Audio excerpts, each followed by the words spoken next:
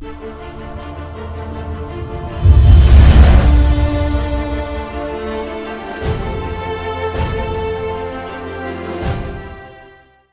do you get into character as a sheep?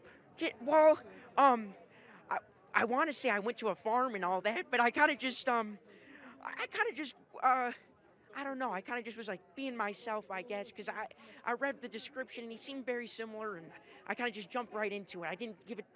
I probably should have gave it a little more thought, but I'm hoping the sheep of myself kind of translate over to the cartoon sheep. But What is it like to be here at the premiere, to be able to share this with audiences? oh, it's so cool because um, I'm cast members with a lot of these guys, but I haven't had a chance to meet them. So just seeing them in person is really cool, um, and then I guess for other people to start watching it and seeing it, it's a lot of fun, and it's like I forgot it was Father's Day weekend or whatever, but that's like a perfect time for the movie to come out. So I'm very excited. Do you have a pet? I I've only ever had fish, but but I loved them. They were. I tried naming all 40 of them, but they weren't really. They all looked the same, so I couldn't really tell. But yeah, do you have pets or? I do. I have a cat named Swayze. Oh, uh, in I'm guessing as like the Dirty Dancer. Cat so criminally underrepresented in this movie. I feel that with Chloe, you get enough cat to represent all of the cat community. She is not only large in surface area, which I adore, I call it voluptuous, but also, her personality is such that she doesn't have to bounce off the walls to get something across. She can do it with very few words. How do you get into character as a cat? How do you channel animal? Channel Aminal? Aminal? That's like my little kid who says that. I don't do cat exercises or anything like that, so I don't want to let you down, but I feel like I do for Chloe. I feel like I get real saucy. Like I get in my because I'm not that negative in my real life. I have to get I have to get catitude with her. So when I get into for the recording session, I'm like, what? Are there snacks here? There better be snacks here. You know what I mean? Which I'm not like that. So I kind of diva up a little bit for her. Do you have a pet, or have you ever had a favorite pet? Oh, yeah. I mean, my favorite pet in the world is Margaret. I had her for 15 years, so she was 17 when she passed away. She was a rescue pit bull, and she was the greatest person that I've ever met. She's just better than people. And she's seen me through all kinds of heartbreaks and, losses, and and all the funny parts too. She was truly an amazing companion. And it was during the time when there was it was the trend to bring your little dog everywhere, and so that's when I got Margaret, and I was like, oh, I guess you can bring your dog everywhere, and she was like a big fat pit bull, and it was pretty great. She actually she had a similar shape to Chloe. She was not a svelte I'm a sexy pit bull, and she was sexy, but not in that way. She was more sweet. She was voluptuous. Big, cuddly, lovable. That's you. Yes. In this movie. Yeah, and in real life. But yes, in this movie, it's typecasting. I'm not as cuddly as Duke, probably. I probably have a little bit more of a than Duke. Why do you think audiences have responded to this film in such an incredible way? Well, the first one was just, it hit at the right time and sort of oh yeah, we need to see this movie because we celebrate and love our animals. I mean, we spend so much money and time with our animals and we celebrate our animals so much that this was just the ultimate opportunity to do that. And then, the second one is because, well, Hollywood, and Hollywood is Hollywood, and we're going to do another one of those. And then this one's going to be successful, and you know what? We're going to do a third one, and there's a ride going to be at Universal. Oh, shouldn't say that. Do you have No, it's any? announced. Do you have any pets, or have you ever had a pet? I have a dog named Roscoe, and I grew up with pigs and cows. So when I saw the farm scene in this movie, I was very excited at how accurate it was with the turkey, because turkeys and birds and fowl on a farm are always the creepiest, scariest animals. Not the cows, the pigs, the sheep. It's the small ones, because you can't predict them, and they're always moving their heads around, and you don't know what they're going to do. I was terrorized by a rooster as a kid. Ducks are assholes too. Oh, geese? Don't get me started on geese. White geese on the pond when they, very territorial. To be here at the premiere to share this with audiences. It's really, really fun being here. It's really, really fun seeing all the other voiceover actors because I didn't get to do any scenes with them. So now I get to actually hang out with Kevin and Eric and Tiffany and all these people that I've always loved and been friends with, but now like we all did a movie together and we're just now meeting. So it's actually good to get to hang out with them. How do you get into Max's anxiety? Oh, how do I get into Max's anxiety? I look in the mirror. I mean, I don't know if you know who I am, but like I'm a huge bundle of nerves. It's not a long walk for me to get to Max's anxiety. Do you have any pets? We have a cat. I'm a dog person, but my wife is a cat person, so we have a cat. What is the cat's name, and do you think the cat has a secret life? Oh God, the cat's name is Addison, and as my wife pointed out, because we're here now, when we're gone during the day, the cat sleeps because the cat all night is a rocket trying to get us to play with her.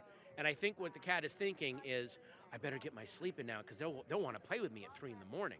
I better be awake for them when they want to play. So I guarantee you she's at home right now taking a nap. Guarantee it. Does Addison have a voice? Addison has it's very sweet, but sometimes it's a little whiny. Like when she meows, you can kind of tell this. Her meow has a feeling of a come on underneath of it. I can't describe it, but if a cat could go, oh, come on, that would be Addison. I'd like to be here at the premiere to share this with audiences for the first time.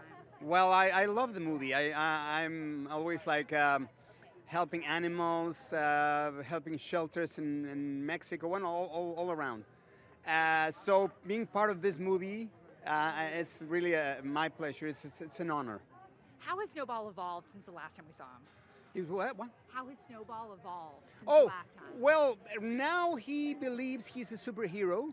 So it's really funny because now remember that in the first movie, he hated being a pet. Now he loves being a pet and he thinks he's a superhero. So he evolved in a very funny way. And I'm the voice of Snowball in Spanish, so it's going to be a lot of fun. Do people ever recognize your voice from this film? Probably all the Latinos, yes, they know my voice in every single way because I'm always doing a lot of characters. But I don't know in English if somebody's going to recognize me, but it's kind of different because En Spanish suena un poquito así. Snowball habla así en español. Hello, how are you? Do you have a pet? yes, I have a bulldog, an English bulldog named Fiona. And she's always with me everywhere. Actually, she's in the last movie I did, Overboard. She's there. What do you think her secret life is like? Well, actually, today I left her at home, so I have cameras. I'm going to watch her a little bit later. But I think she's well behaved. She's not that naughty. She's really well behaved. She's very nice, but sometimes she does some tantrums here and there. What is it like to be here to share this with the audiences? Well, I'm so happy that my movie and the movie that I did is so beloved. My movie, Secret Life of Pets 2, I just think it's terrific, and I love my movie. No, it's really good. It's really fun. This is yeah. Who doesn't want to be in a blockbuster animated film? You would, wouldn't you? I love that. Love it, love it. So what do you and Pops have in common? Me and Pops have in common. We're both paralyzed from the waist down. no, he's. Pops is like my inner person, but outwardly I act really nice. But inside I'm full of rage and aggression.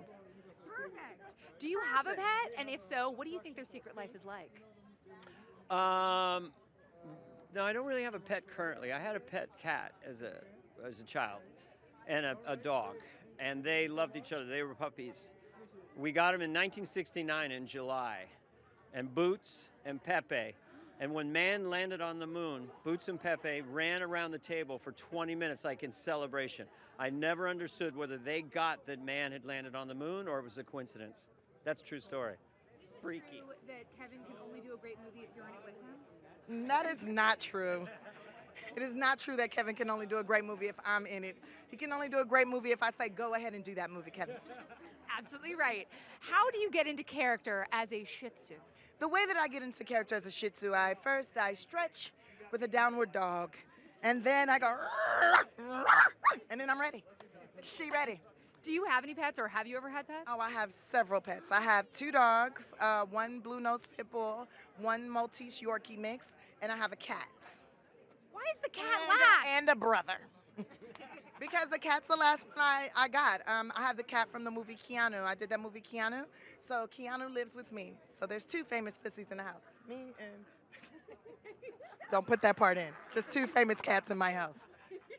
Wait, I am dead that you got one of the cats from Keanu. That is the best. Tell me more about Keanu. So, little Keanu, I changed her name. It's actually a girl that played a boy. So, you know, she transcended roles. And her name is Catonic. And she was a rescue cat that they trained, and they were looking for a home for her. And the animal trainer was like, Tiffany, we need to find a home. And every time that you hold this cat, she goes to sleep with you, and when we take her away, she cries. Maybe you should take this cat home. And I was like, I would love to, but I got 2 dogs. You know, they might kill her. And they were like, we'll train you on how to train the dogs and the cat to get along. And they taught me how to do it. And for the first year, the cat, I swear, she thought she was a dog, because I was walking her and the dogs all at the same time because I wanted to bring her on the carpet for the premiere and everything. And then when it got to the premiere, they were like, oh, unfortunately, we got a smaller, younger cat. And then I had to break the news to her, like, girl, Hollywood done did it again. You're too old, you're too big, you know, not gonna make it for the red carpet. And then I stopped walking her like a dog, so now she thinks she's a cat. Like to be here at the premiere of this wonderful children's movie? It's just like being at the premiere of a wonderful children's movie.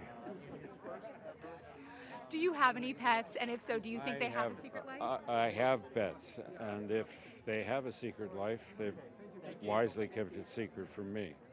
I think I know what they're doing, but I'm not sure. How do you get into character? As a dog, specifically. I ate kibble for 2 weeks. You know, I scratched myself in unusual places. It was easy. It was easy. It's the character's telling a story, and so once you find a way to be useful to the story, it really is. It's a walk in the park. Great fun. Time playing a superhero? What was it like putting on First time spandex? putting on a superhero, so they had to animate it because we didn't want it to be like a real serious thing and possibly take down the Marvel franchise. So the best way to do it was to do it within the Secret Life of Pets entity and make it a big deal. So you and Tiffany seem to be quite the dynamic duo. Yes. Who is whose sidekick? She's my sidekick. Well, because I'm always in charge. Because she's always in charge. I don't know why. That's false information. FuturePreviews.com. Whoa! Go behind the scenes of movies. Subscribe to Future Flicks YouTube channel.